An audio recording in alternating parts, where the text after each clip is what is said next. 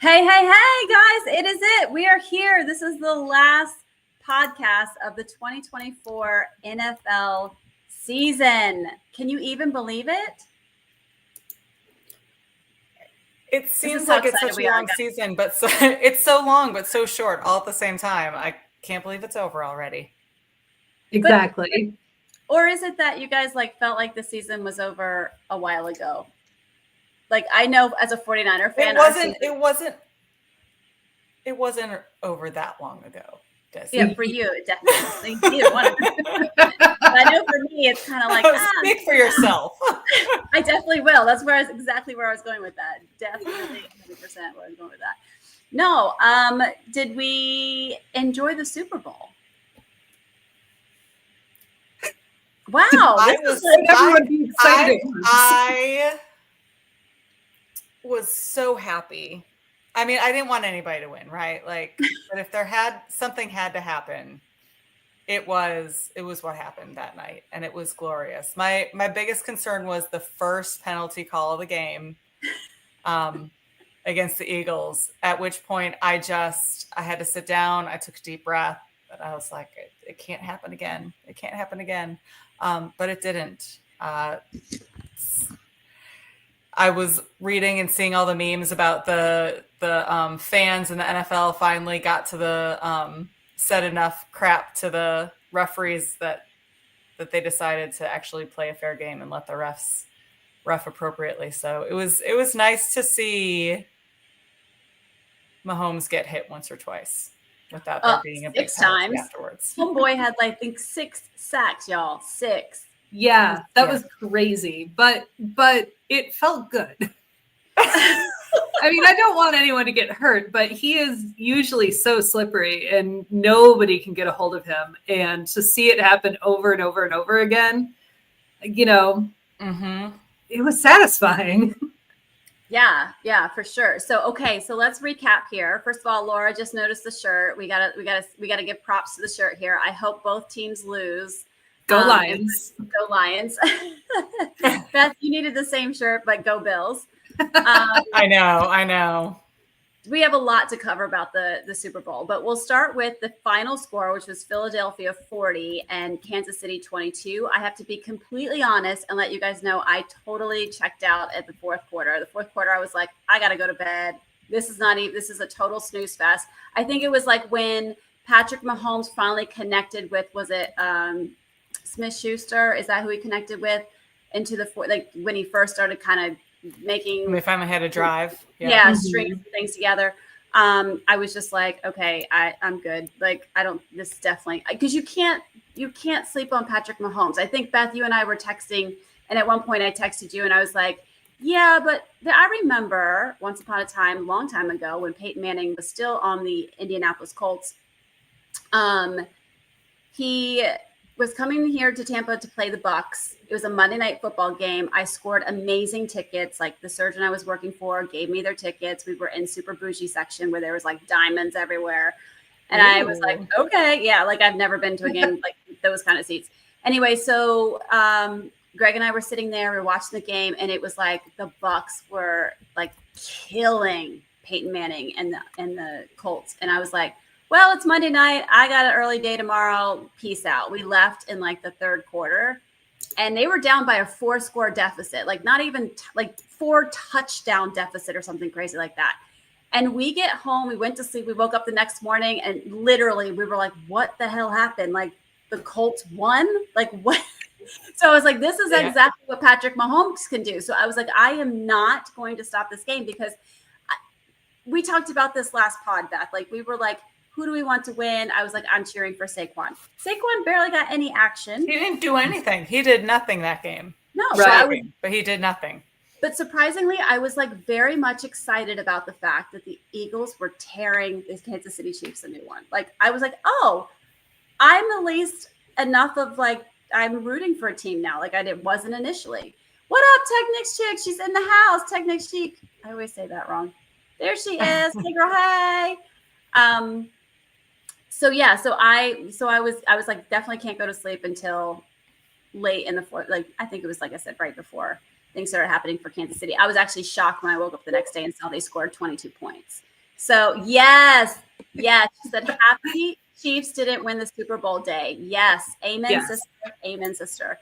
That's our own little parade. We're gonna have like and Gabe's here. What up? Hi, Gabe.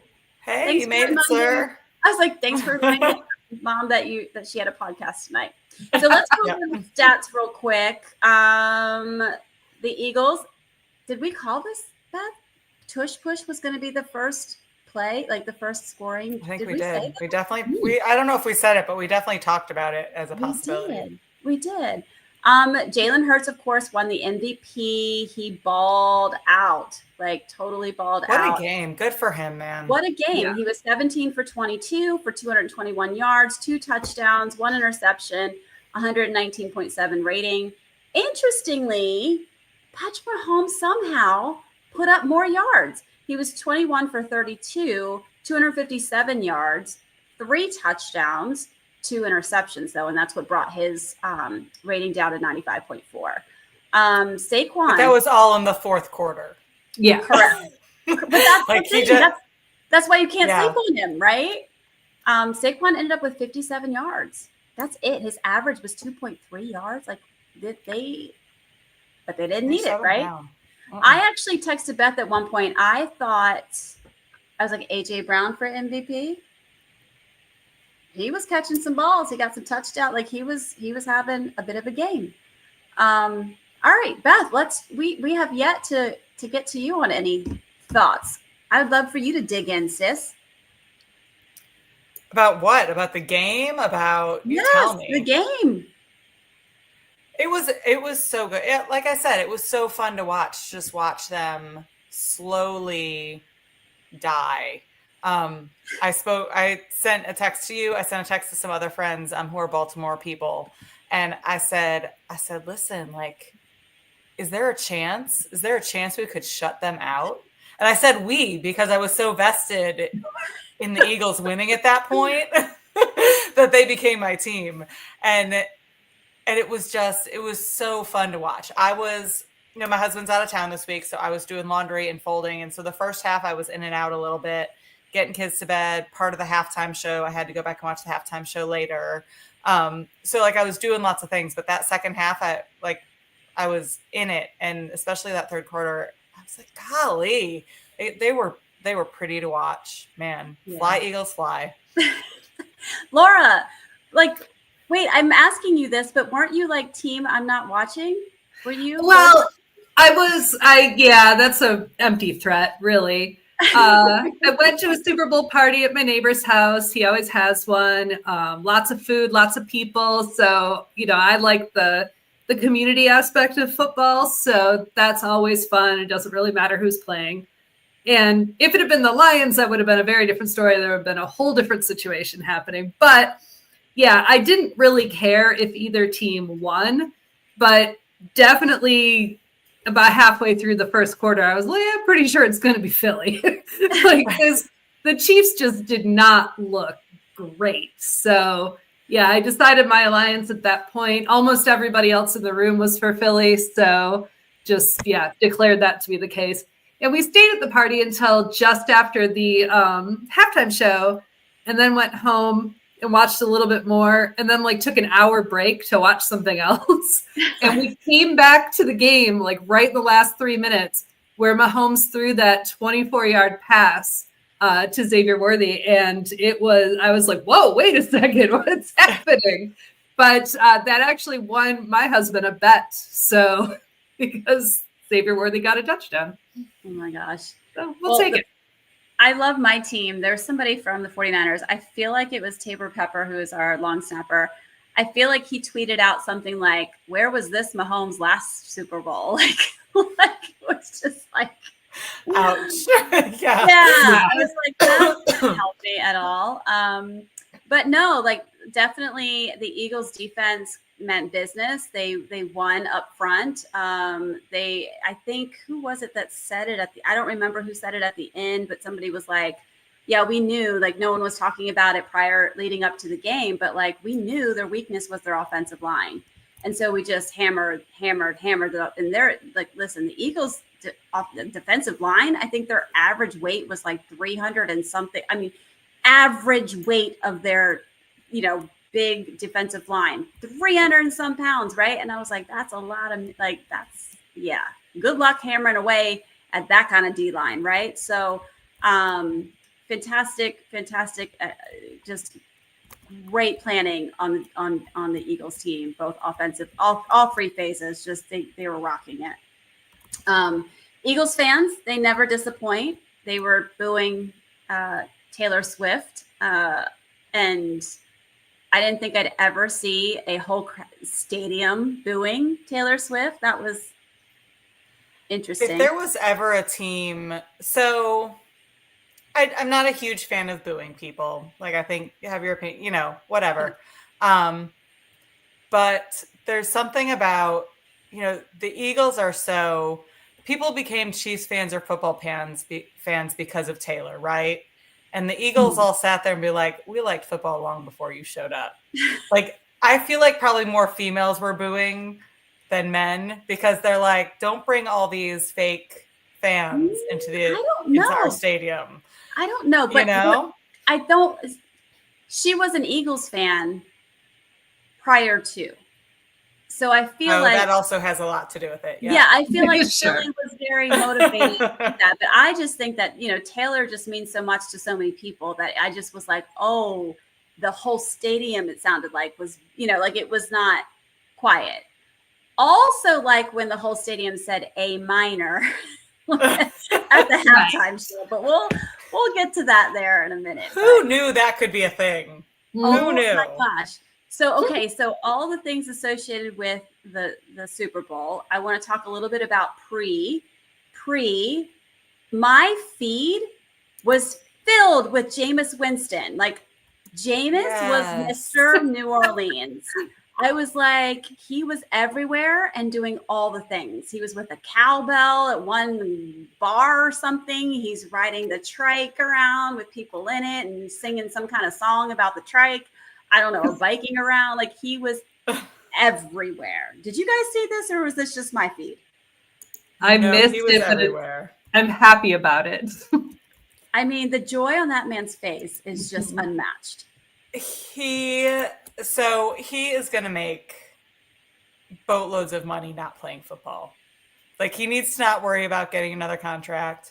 He needs to go head straight into, I want him, please put him in Tom Brady's spot. Please have him comment a game. Yeah. Oh my gosh. Could you imagine him commentating games? I would watch any game to listen to him. Listen, because he's hysterical. So a couple comments on that. One, God bless his wife because I could never be married to that. Yeah, but well, couple things. One, I need him, Fitzpatrick, and Marshawn Lynch to all be either on some kind of talk show. Like that needs to happen. 100%. Yes. He needs to play for the Bills in some capacity first, though, because Marshawn Lynch and Fitzpatrick both played for Buffalo. So I need him to become our backup quarterback. It'll happen this season, right? Because he's not going to stay with the Browns. So, we got to make that happen first. We're throwing that out into the universe. The other thing was, because you had just said it, Tom Brady. So here I am. I'm like back and forth. Like, do I watch this game? Do I not watch this game? So what happens? Oh, frick. Tom Brady is going to be the commentator for the Super Bowl. I was like, oh, well, that's not egging me on to watch this. And then I see like one of the first commercials I see is, or no, it was the Tom Cruise came out to talk about the Super Bowl. Like, he was the intro and I was like, oh, I missed that. Okay. Oh, it was, yeah. Double whammy. I don't like Tom Cruise. I don't like Tom Brady. I don't like either team. Like, why am I even watching this? But then the game started and all was good. So let's move over. Is there anything pre-game that you guys wanted to chat about? I wasn't available for pre-game. I saw nothing. Okay. You did see the halftime show. How did we feel about the halftime show? I'm going to give two sides. One, I agree. I think it was really hard to hear some of the lyrics and understand some of it, especially if you didn't know what you were listening to. So I get the negative connotation from people who were like, we didn't understand anything, blah, blah, blah. Like, it was difficult to hear. I'll give them that. Aside from that, it was amazing. Yeah. It was amazing. How can you not, like, he is an icon right now, and he is on such another level in so many ways. And throwing shade the way he did while still being I don't know, classy, right? Like, yes. he went about it very, very well. Yeah. It was the most politically correct way to throw someone under the bus that I've seen in a long time. I absolutely loved it. In another part of my life, I'm also like a theater nerd.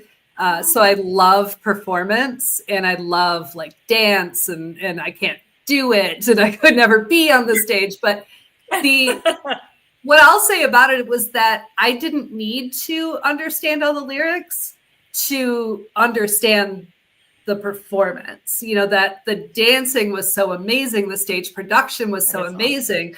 Awesome.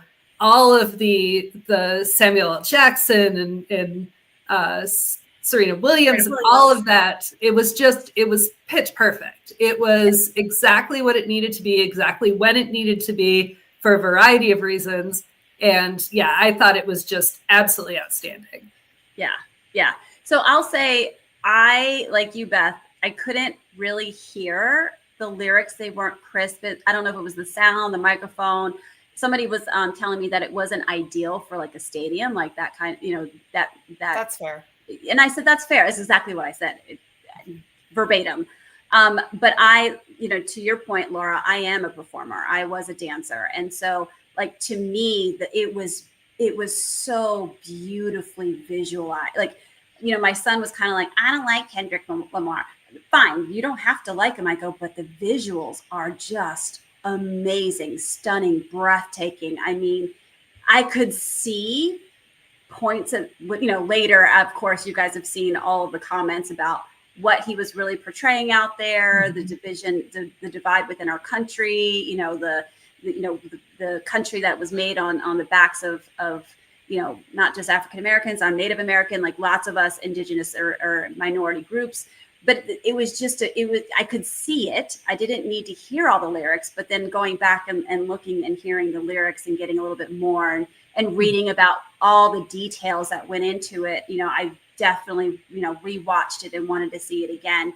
And that's the thing. It's like, it doesn't have to be your thing, but if you try to understand it, it's art. Not everybody's going to love the Mona Lisa, right? It's the Mona Lisa. I think it's the ugliest picture in the world, but it's the Mona Lisa, right? I mean, it's got to be. So art is always going to be up to the beholder of the one witnessing it. So well done, classy, all the things. I think something to bring to the table as well is I think what we're seeing more of now that we may not have seen in the past. Like in the past, it was, Pink flying from the sky or somebody doing, some other crazy Lady Gaga doing something or, the wardrobe malfunction, there were all these other shows that were a performance of just a show, their music, make it fun, make it hype, make it exciting. And I feel like we're seeing more shows now with that underlying message, right? Like we go back to the Beyonce halftime show during that college football game, right? Like all the symbolism and intricate meaning behind why she chose what she chose, why she wore what she wore, who she picked to perform. And the same thing for Kendrick Lamar, the same thing for Usher when he did it last year, right? Like we're seeing more and more artists be intentional about sending a message beyond their music, or using their music to send a message, I guess. And I think that's really interesting and really fun to delve into on a deeper level than just, it was a great show, it was fun to watch. Like they're doing a really good job of creating a dialogue or trying to create a dialogue for those who are willing to have that conversation. So I think that's something to keep our eyes open to in the future too. Yeah, it's a more meaningful performance versus, just twerking and, getting hype, which I'm down for too. Listen, I'm not hating. But it is interesting to be able to watch something. We don't have a lot of art. Our art is like, it's dying in this country, right? That's not something that we focus on in schools. We're not really exposed to a lot just in terms of growing up and valuing art here in this country like we do in other parts of the world. So to have these opportunities to see it, Laura, like you said, stage production and being able to see all of it come together and this, it was fantastic. I thought it was really, really, really beautiful. So shout out to you, Kendrick Lamar. You did the bomb job. Not that he needed our praise. I'm sure he knew he did the bomb job. It was just so good. And then like I've gone down the wormhole of like all the things and like learning like the lawsuits that were there, and he was kind of just like, nope, don't care. This is how I'm gonna roll out. So all right, so then let's move on to post game. Or yeah, well, let's back up. Let's talk about commercials. I think I valued the commercials more this year because I wasn't trying to just have a breath. It wasn't just a minute to like walk away and breathe and come back to the stress of the game. Yeah.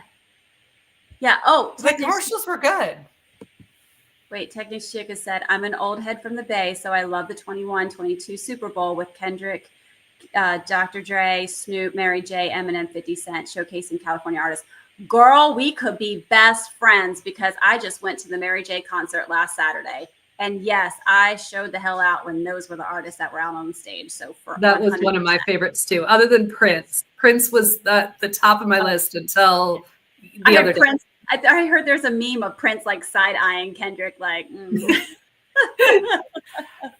Okay. I still stand behind the Usher halftime show. No, that was. I am going to stand behind that, and maybe it's because I'm from the A, but that is. Yeah, Mary's the queen, so I'll say that. He should have done the halftime show when they were in Atlanta because he pulled everybody. Yes, agree for sure. So. But my son said his favorite was Bruno Mars, which yes, that was a fantastic one too. So yeah. Commercials, and Technics Chick already took mine. Y'all, I lost my damn mind when they made Seal a seal. That was terrible. Girl, I laughed. I like almost couldn't breathe. It caught me off guard. It's like I didn't catch the very beginning, and then all of a sudden I see his face on the seal, and I was like, "What am I watching?" And I lost it. I was laughing, and just right when I started to feel bad about laughing, then he's like, "You see Seal in the boat," and he's like, "That's a good looking seal," and I was like, "Okay, I can look at this." What were your favorites? I mean, the Nike commercial was amazing. That was amazing. And then you want to know the commercial that made me super sad? Oh no. Was the Dove commercial. No, it was the Dove commercial. Which was the Dove commercial? It was quick and nobody's talked about it. I haven't seen anybody talking about it on any of the feeds that I follow. It was a little girl running down the street, like maybe 3-4 years old, running down the street, and said, right now, these legs are so strong, they're carrying her wherever she wants to go. And then in 10 years, and then they said, but in 10 years, these are going to be her worst enemy. And then it said like 1 out of 3 girls drop out of sports because of body image. And it was just like, I died inside. Like it hit so hard. Like that body image and that whole like, God, it hurt so bad. Like I haven't seen anybody else talk about this commercial. And maybe it went under the radar, but it hit me so hard. Maybe it's because I have a daughter. Maybe it's because I've got thick thighs, it's all the pieces, but it absolutely it hit me harder than any of the other commercials. I feel like that wasn't new for the Super Bowl. But let me back up. Months ago, Steve Young, of course, I follow him on all things. Steve Young has daughters and they play flag football, and he has been the biggest advocate for girls flag football, like huge. Like, I have just fallen in love with this man all over again. He is part of that campaign with Dove. And so he came out and he talked about that statistic. So I was already aware, and I already kind of had my emotional moment with that back when he put that out there. And I feel like, I don't know if I saw it on his Twitter or if I saw it somewhere else where that was already a commercial that I saw somewhere. So I don't know if it was like a preview, or I don't think it was. They've done similar commercials about girls dropping out of sports because of body image and things like that. But I hadn't seen this commercial before. So they've done similar ones, but this was, for whatever reason, it just like cut to the bone. It was. Okay. Yeah. But maybe that was worth looking. It's worth looking back up. If you're female, if you have daughters, if whatever, like, it reminded, I will support Dove more than because it was very well done. And they I will say this, that hold on. Technician said Jameel Hill recently had a conversation on her podcast with Taylor Townsend, the tennis star, and one of the things they talked about was body image.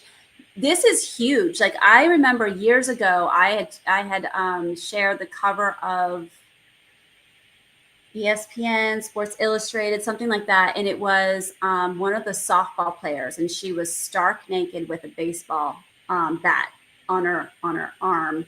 And it was talking about body image. And it was like, I am a freaking athlete, and there's no reason for the media to come after my body. Like, I can do things that nobody else can do. And I feel like more and more you'll see. There was a athlete at the Olympics last year, and she was a big advocate about body image, and she went viral for the stuff that she was the rugby doing. Player. I was getting ready to say it was the rugby player. So I love this message. And interestingly, we are seeing more female demographic targeted commercials. Did you notice that? That was the other thing I was only one. They had so Nike had theirs. You talked about the Dove one. They had the one about breast cancer. Did you see that one? Yeah. Which that was very good as well. I was like, what am I watching? Like, what is happening? And then it was like, oh, listen, I'm in a house with all guys. They were like, whoa, what is this? Like, like, okay. And of course, Kyle Juszczyk's wife, Kristen, who does all the puffer jackets and stuff, she was part of that. She was in that commercial and part of that campaign. So definitely notice that there was a lot more, female targeted ads in this year's Super Bowl for sure. Yeah. So Laura, how about you? What was your favorite? Well, so mine was more of a nostalgia thing. I do work that is horse adjacent. I'm a writer for a horse business. And so I was really excited. I'm always excited, even though I do not like their beer. I'm always excited to see the Budweiser Clydesdale commercials. And there was this year's had the baby Clydesdale that had to push the little barrel all the way to the bar, and it was super cute. I'd actually seen the full extended version before the Super Bowl, and then the one they played during the Super Bowl was a shortened version. But it's pretty cute, and it was cute to see the little baby Clydesdale. That was cute. It was just adorable. So that was cute. And so I like the seal one. I like the one where, what's his name? Is it Dan Levy? Where his eyebrows came off his forehead and float around. The other Levy. Yes. Eugene Levy. Eugene, that's it. Yes. When those eyebrows came off of his head and floated around, I didn't know what to do with myself. So you'll get me with comedy all day, every day. That was just too funny. And then I saw the Pringles commercial where the mustache came off, and I was like, uh-oh. We got a theme. There's a theme. Yeah. The problem is that I remember it was a Pringles commercial. I have no idea what Eugene Levy's commercial was about. Weirdly, that one was it's a Little Caesars commercial, because I've actually seen it several times since. Okay. So the Pringles one, actually, it has narrative quality, whereas the Little Caesars one is pure comedy. Got it. And I missed the Dunkin' Donuts one. I just knew it enough that they went after Starbucks. I'm like, oh my gosh, they shots have been fired. They went after I missed that. Yeah, so that was it was Ben Affleck was in that one, and so there was some shade thrown, I think, to Tom Brady or something like that. I've been told. My family was talking when that commercial was on, and I was trying to like hush everybody because that was the big commercial from like last year, and so I haven't had a chance to go back and search that up. And then finally, I love. You're talking about nostalgia. For Harrison Ford was one of my first crushes growing up, so he did the Jeep commercial, and and it was just classic Harrison Ford, like just so just eloquently, beautifully done. And then at the very end, with his dry, like sense of like little humor dig, he was like, "Yeah, so I love Jeep, even though I'm a Ford." And I was like, "Oh, that's so clever." So, well, I was super excited to see that because I drive a Jeep, and I was like, "There's a Jeep commercial! I'm so excited! People talk about Jeeps." by the way, your pseudo nephew has bought himself a Jeep Gladiator. Really? Mr. Fancy Pants. Yeah. How did he afford that? Good for him. Girl. We will have a combo. That's a conversation off of the podcast. Yes. But I just wanted you to know he's part of the Jeep family. So, okay. So that covers commercials. The Super Bowl ends. We see a ton of memes afterwards. Do we want to share favorite memes? What did you, first of all, I will say, I don't really like memes were funny. There were some great ones out there, but I will say two things. One, I'm glad I didn't watch the end because I feel like we didn't care about either team winning, but like, I didn't want to see the stuff coming down. So I missed all that, like not watching it. It doesn't feel like it was real. I'm like, okay, I know the Eagles won, but I didn't see like, the confetti coming down. I didn't see any speeches. It's like, oh, it's just a game. They won it. I don't have to think about that the Eagles. But shout out to Saquon and Jalen. I did like the video of Jalen Hurts with the cigar, with the little goggles off to the side, just sitting there listening to I think he was listening to music or whatever it was, but that was cool. He's an old soul. I don't know. I loved every single meme that referred to the fact that the NFL, that the fans have pushed the NFL to actually ref a game with Mahomes. I don't know if it was true, if it's not true, if we did, if we didn't. I don't know. I appreciate the fact that it was obvious that calls were not called. Yeah. It was beautiful to see. So I enjoyed those memes. Okay. Well, I had to pull up one a friend of mine sent me. That was probably one of the few I actually saw because I really, I didn't, like you said, I went to bed. The game was over. I went to bed. So, but my friend sent me the meme. If Patrick Mahomes had Allstate instead of State Farm, maybe he'd be protected from mayhem like this. That was a good one. That was a good one. I had to laugh because that was pretty different. Good. Yeah. So they were ruthless. They were ruthless in those memes. There were lots that came out of that game. So many, but yeah, that one was my favorite, I think, though. Laura, I would agree. But Techniques Chick said those memories are a little bittersweet to me. Love that it was discussed, addressed, but wish they had been done last year in 2019. Girl, preach. See, she's of the red and gold, so she's going to. Yeah. Move along. Yeah, I hear you. But let's move along. Let's move along and talk about the NFL honors, Beth. We'll give you your flowers, and then I'm going to come back to my flowers, and then we'll go to Laura's absolutely have it afterwards. Okay. MVP was who? Who was the MVP? Josh Allen. Be good. Do good. God bless. Go Bills. All right. My t-shirt is on order. And I love the video of the kids at the hospital. Like there wasn't a dry. I was sobbing. I was like, oh my gosh. So you sent me the video about 30 seconds before I wanted to send you the other video, and then I waited. So Desi sends me the video of all the Children's Hospital kids saying congratulations to Josh Allen and what he means to them and all of that. And then I sent her a reply back because I saw a split screen video of Josh Allen watching that video while they're talking. He's in tears, man. Like he is.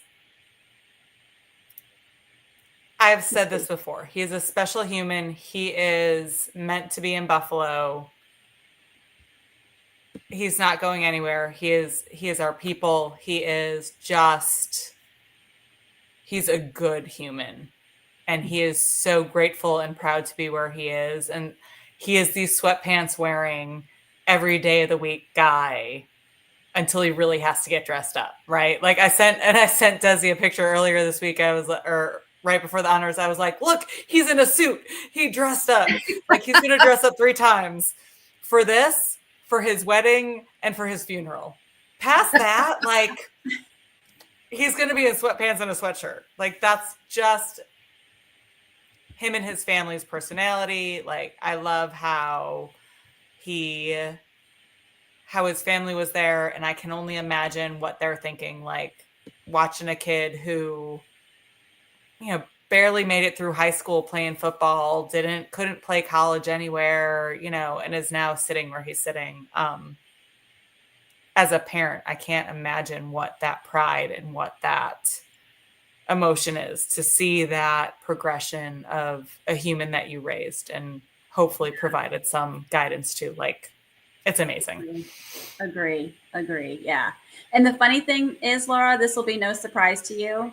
Literally, I was like, I sent her every person that voted because it was close between between Josh Allen and Lamar Jackson. I think it was there was 4 votes that split him, right? And it's like one of the closest races in the last couple of decades. And I was like, here, Beth. And she was like, what do you want to say? What you said to me?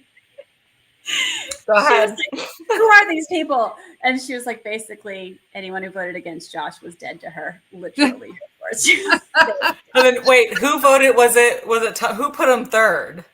Oh, that's what it was. Someone put him as third, and she was like, who is this person? They're dead to me. I was like, no, anybody who put him second was dead to me, but whoever was third was like, you should not be voting. So again, Josh Allen was most valuable player.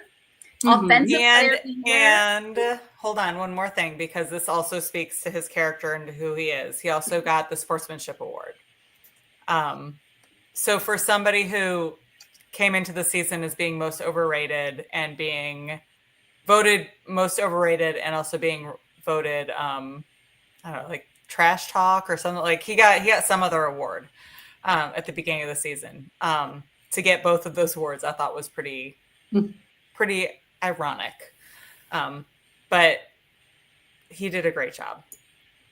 Well, again, go ahead. You can talk about other people now. I'm done fanning over Josh Allen for the moment. It'll come back. Don't worry. But for the moment, I'm done. All right. Well, again, shout out to Josh Allen for MVP. Offensive Player of the Year, Saquon Barkley. I think we all love Saquon. There's not, we kind of reviewed a little bit about Saquon last podcast.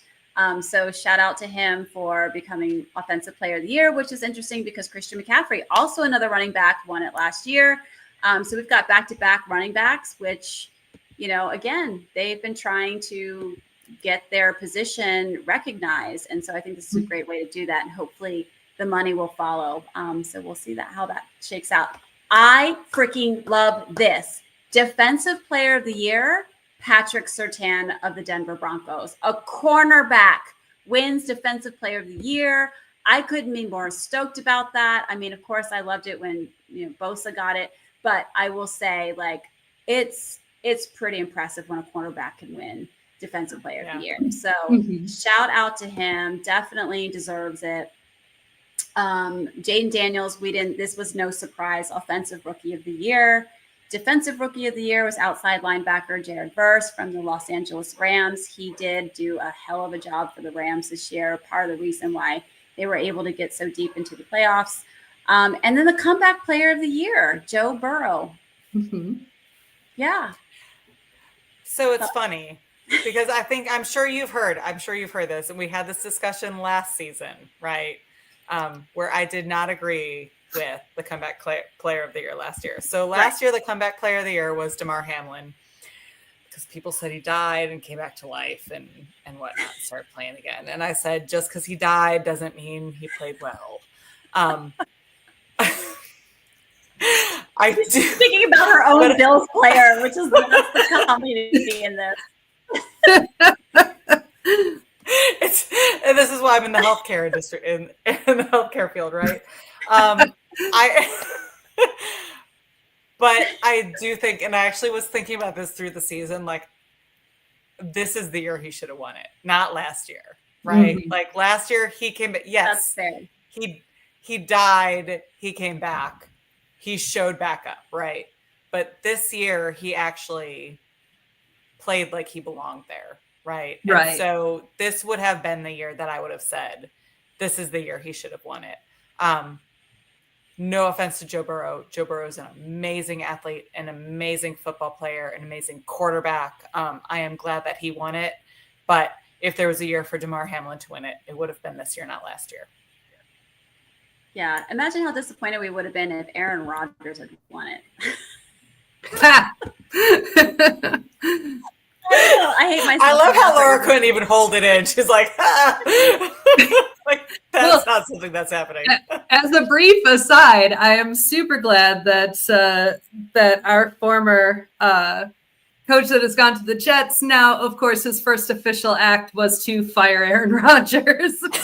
We happened to a nicer guy. Oh boy! Yay! Listen, Desi, I watched it. I watched Enigma or whatever it is. Yes. I still have not changed my opinion. Oh, poor. Okay, I see Aaron, where you're coming from. However, yeah, I tried. All right. I also want to point out that the Walter Payton Man of the Year was the Jaguars defensive end, Eric Armstead, who used to play for the 49ers. And I really thought he should have even earned, this is like, I actually tweeted it out. It was long overdue. This guy does such great stuff for any community that he's in. He's just phenomenal. So shout out to Eric Armstead.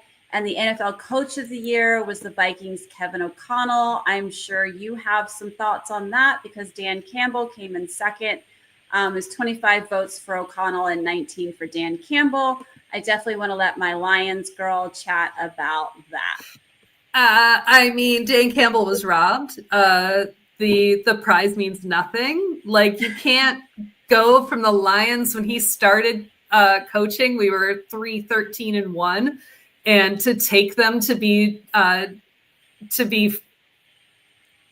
whatever our number was, 15-2.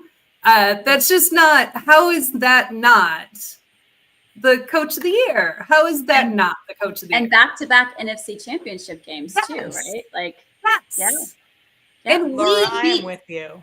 We beat the Vikings every time we played them. So I get it. They scored well this year. They did a good job. But I think that award is absolutely meaningless. I think Dan Campbell was completely robbed. There is no reason that he should not have won that this year. Well, I'll say if you can make Sam Darnold look like that, I mean, and then not even have him be on the team the next year, I don't know.